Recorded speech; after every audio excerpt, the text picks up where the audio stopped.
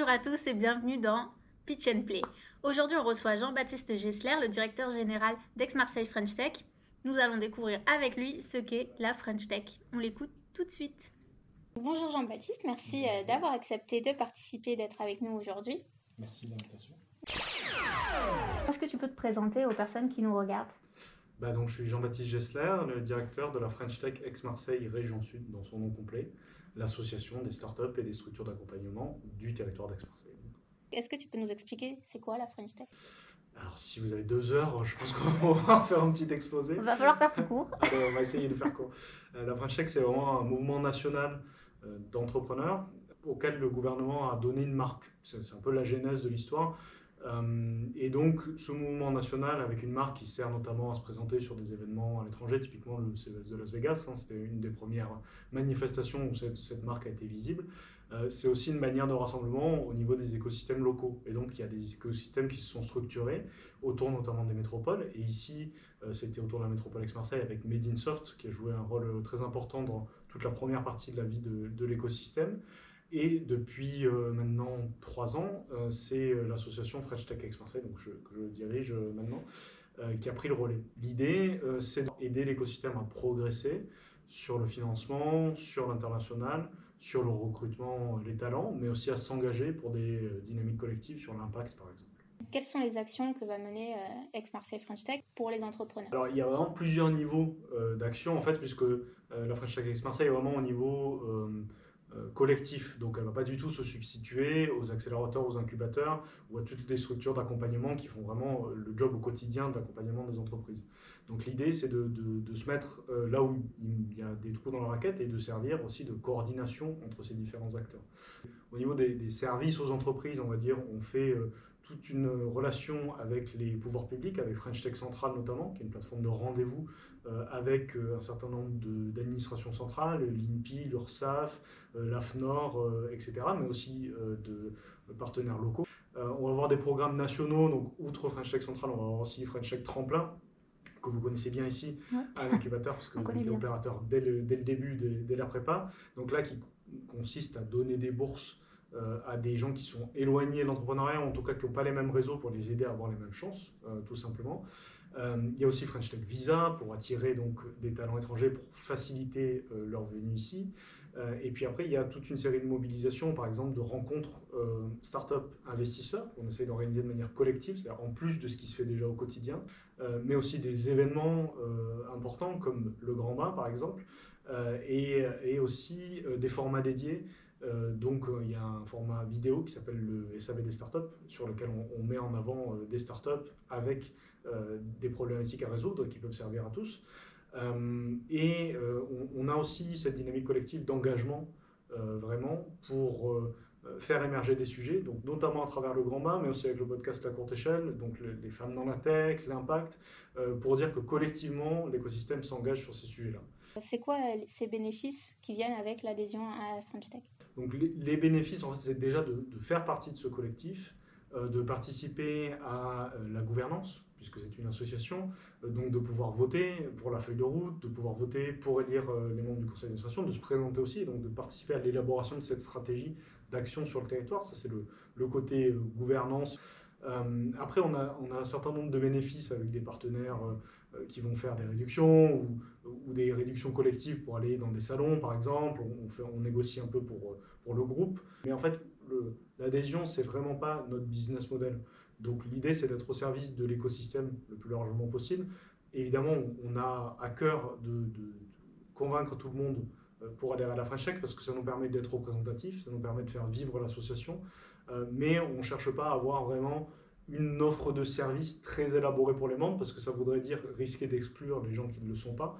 Et notre idée, c'est vraiment d'être le plus large possible. Bon, je précise que l'adhésion est gratuite, l'adhésion à l'association est gratuite pour ceux qui sont membres de structures d'accompagnement, comme l'incubateur. C'est ce que j'allais dire. Donc merci donc pour toutes ces réponses. On va passer à la deuxième partie de notre émission. Donc l'affrontement avec Céline Soulier, donc directeur contre directrice, sur donc un petit Mario Kart. C'est ça, le combat des chefs. Alors on va accueillir Céline. On est des stars. Allez, Allez, c'est parti. Tu as trouvé le bouton pour démarrer ou pas? je pense que oui. Allez, et pour jeter, ça doit être un des autres. Allez. Déjà encore faut-il réussir à démarrer. Attention, appuyez sur l'accélérateur. Pas trop. Et c'est parti. Ah! Alors Jean-Baptiste, est-ce que tu es content pour le moment d'être avec nous aujourd'hui? Bah, je suis ravi, hein, je retourne en enfance un peu. Quels sont les liens entre la French Tech et les structures d'accompagnement? Ok. Et évidemment, les liens sont forts et sont nombreux. Et les liens, en fait, ils sont là depuis le début parce que les structures d'accompagnement font partie des membres fondateurs, des membres actifs de la French Tech. On a notre relais privilégié auprès des startups, puisque c'est les structures d'accompagnement qui les voient au quotidien et qui les connaissent le mieux. En fait, ils connaissent le mieux les problématiques qu'elles peuvent avoir. Vraiment, on se repose beaucoup dessus pour sourcer les startups, pour les mobiliser. À prendre une place.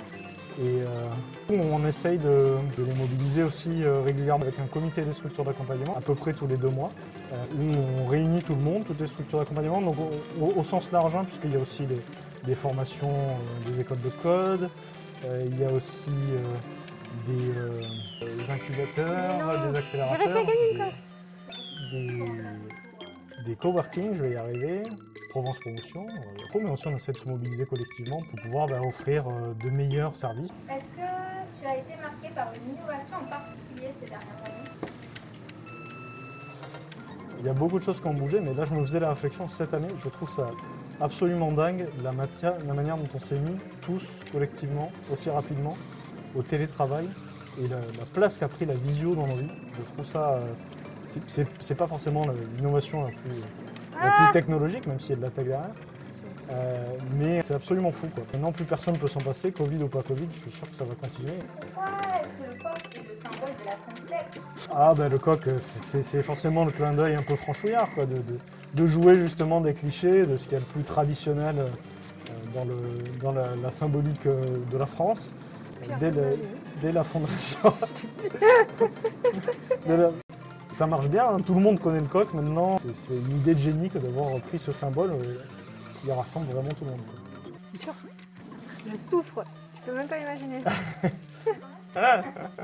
Oui, bah c'est pas drôle, non? Alors, on ne se moque pas. Alors c'est reparti. Quelle est ta plus grande fierté depuis que tu as pris le poste de directeur général? C'est une grande question. Alors, je vais tricher, je vais en prendre 2. Je vais en prendre une action en particulier qui est le grand bain et le fait d'avoir réussi à le réinventer totalement cette année pour cause de confinement numéro 2 et de le passer dans un mode distanciel et de production d'émissions audiovisuelles. Ma plus grande fierté du moment, c'est de battre Céline Amraga. C'est pas très difficile. Hein. Oh non, mais... Je suis un gamer. Je suis pas trop un gamer, je dois avouer. J'aimerais bien te dire le contraire, mais non, j'ai jamais été tellement un gamer. Hein, moi, je fais pas même honneur plus à jeune. l'équipe, excusez-moi. Un petit peu Mario Kart peut-être, vraiment à l'époque. Il n'y a même pas un petit jeu qui t'a marqué Il y a un jeu qui m'a marqué, mais auquel j'ai pas tant joué que ça, mais c'était un peu la folie. Il y en a 2 qui m'ont marqué.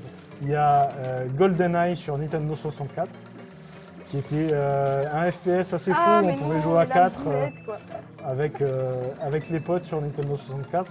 Et je me rappelle Resident Evil, le premier, parce que mon grand frère l'avait acheté, et je me rappelle de flics que je me suis tapé en le regardant jouer à Resident Evil. Je sais pas, j'avais une dizaine d'années, j'étais pas vieux. Et ça réussissait à être immersif, même si les graphismes n'étaient pas beaucoup moins développés que maintenant, bien sûr. On peut quand même avoir un conseil, en tout cas pour les entrepreneurs. Un conseil pour les entrepreneurs, écoutez, de rejoindre l'incubateur de la Belle de Mai. Souvent, mon premier conseil aux entrepreneurs, c'est de se rapprocher d'une de ces structures parce que franchement, tout seul, c'est extrêmement dur et que ça permet d'avancer beaucoup plus vite et d'éviter un certain nombre d'erreurs. Merci beaucoup Jean-Baptiste d'avoir été avec nous. Merci à l'équipe de l'incubateur. Bravo à tous, merci d'avoir joué le jeu. Ah, c'était théâtral, ça. C'est ça, c'est Il y avait le bouton rouge.